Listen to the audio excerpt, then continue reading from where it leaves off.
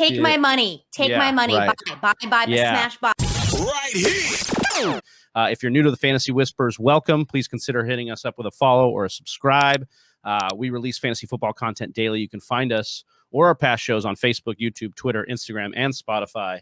Just search the Fantasy Whispers. For buy or sell, Stepmom Lauren is Chris Godwin of the Tampa Bay Buccaneers, who signed his franchise tag this year. Going off the board at 4-11, round 4. Almost. Take my money. Take my money. Right. Buy, smash, buy. Wide receiver 17. So tell me a little bit why you're buying so heavily in Chris Godwin. Because he is a freak of nature when it comes to being a receiver. And he had such a disappointing year last year because he was hurt. And they had a brand new quarterback, this guy named Tom Brady, who was really good at football. But he really needed to create some chemistry and gel and get that team together. And guess what? They started doing it. And there is nothing about that team that has changed going into 2021. Even Antonio Brown is back. Everything is going to be the same. And I am very excited about Chris Godwin at that ADP. Absolutely, I will take that. And I'm hoping that he stays there because that is very exciting to me. This is going to be an interesting case study. I don't know why he wouldn't stay there. And I'll say this, it's because AB obviously got brought back. Because we're talking about it. Right. Yeah, that's true. But AB got brought back, Stepmom Lauren, which could mean, okay, people are still worried about whatever target share or whatever like that. We also will get OJ Howard back healthy this year for Tampa Bay. So this could help out Godwin's ADP. Last year, going off the board as the 6th wide receiver at 212. So, and we're talking about 10 yards per target. That was 13th best in the NFL last year. 77% catch rate. That was 4th best in the NFL.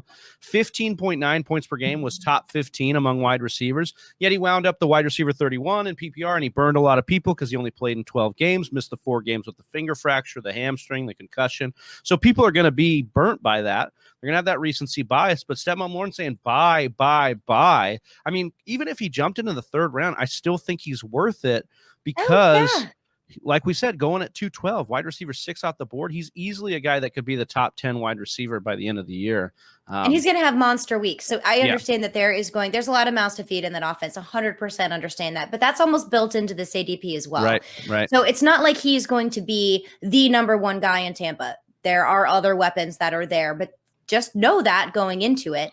So, I mean, I had him on so many teams. And when he was playing, he did not disappoint me every single week when he was actually healthy and on the field. He is a monster. He can get it done. And he has actually built some rapport with Tom Brady as well, who looked for him when he was in pressure situations. And that is key. So now they have a full offseason, a real offseason sort of ish, more than it was last year.